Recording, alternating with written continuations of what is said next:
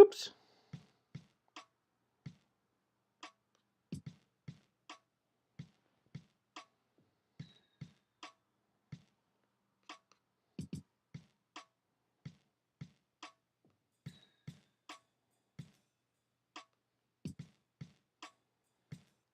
Hello, everyone. Welcome on Facebook Live, on soundcloud.com, KVOLE, Spreaker.com, KVOLE, and YouTube.com, Kevin Olenick, SoundCloud, Spreaker. And then, of course, you can also follow me on Twitter, KEVOLE.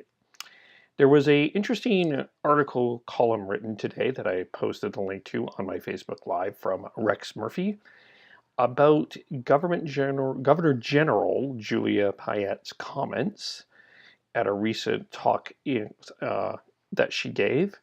And I'm going to play a little bit of it for you. Hopefully you can hear it on Facebook Live. And we'll get into our topic for today. So here we go. Let's just play this. Can you believe that still today, in learned society and in houses of government, unfortunately, we're still debating and still questioning whether humans have a role in the earth warming up, or whether even the earth is warming up, period. That we are still debating and still questioning whether life was a divine intervention or whether it was coming out of a natural process, let alone, oh my goodness, lo and behold, random process. Yet so many people, I'm sure you know many of them, still want to believe that maybe taking a sugar pill will cure cancer if you will it good enough, and that your future and every single one of people here's personality can be determined by looking at planets coming in front of invented constellations. So basically, if you did not hear it, basically I will read the quote for you here in Rex Murphy's column as I set this up here again. Hang on. Basically saying that she cannot believe that there are still climate change deniers and people that question how the Earth was formed, surprised by the fact that people are still looking at the horoscope to see their future, and people think that sugar pills will cure their cancer. That's in a nutshell what she said, if you missed what the conversation was about. So before I get into this, I need to get a couple of things off my chest. And this is going to sound a little, how do I put it? It's going to sound a little angry, but I need to get this out because I've been seeing a lot of this, and it's becoming a bit of a pet peeve of mine, specifically when we have been talking, or I have watched the conversation around the Catholic sex ed curriculum in Alberta, or anything that involves some sort of religious institution in some sort of form. I've been seeing a lot more of this, and sort of painting this paintbrush of the religious person being a knuckle-dragging 16th century climate change denier, dinosaur thinking, out-of-touch thinking, space head that lacks any intelligence and doesn't really question any existence or anything out there. So when we hear these, the Catholic school, as an example, wants a different sex ed education, all of a sudden it creates a conversation, and we get people throwing a whole bunch of paintbrush assumptions at the Catholic community that I don't think are very accurate. And it's bothersome to me to hear it, and I had to get that off my chest. The entire, and I'm a Christian. I'm not ashamed to say that I'm a Christian. Not as much of a Catholic, but more of a evangelical Protestant Christian. Label me whatever you want. I'm Kevin. The tenets of any faith and any religion, I think, is a lot of it's important to have a lot of critical thinking.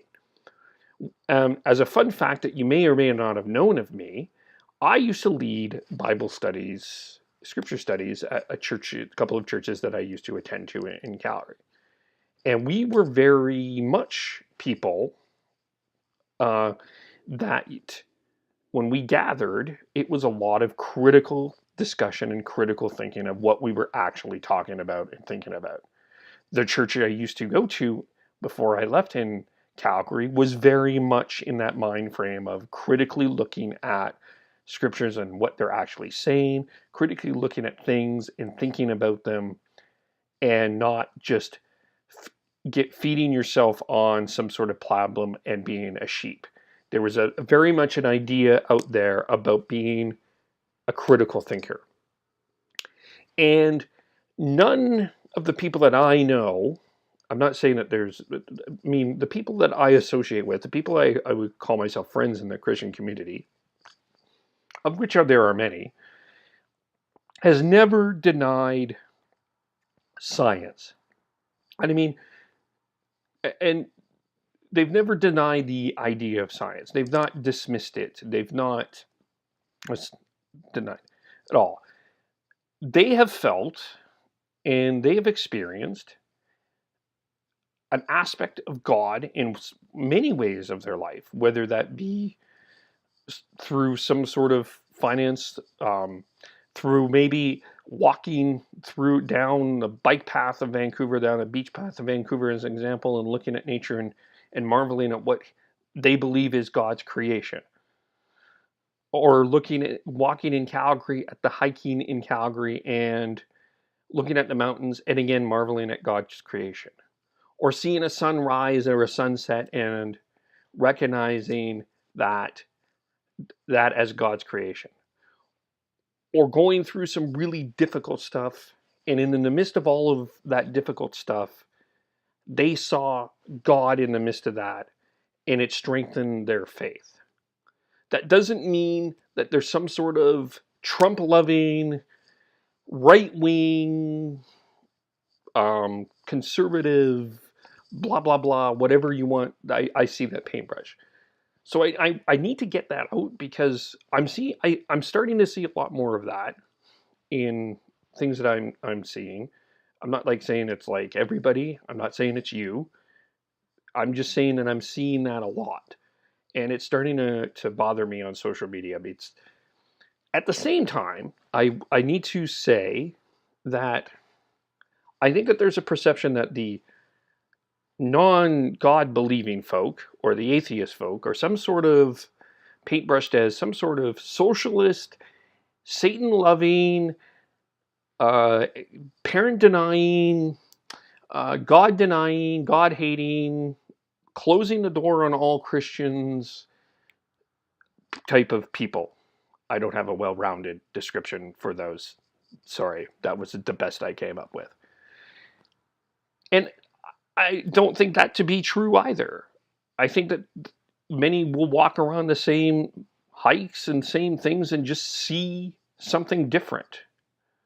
They look at and they're marvel strictly in terms of a scientific thing. Not that faith doesn't buy, not that the religious or the Christians don't buy into science.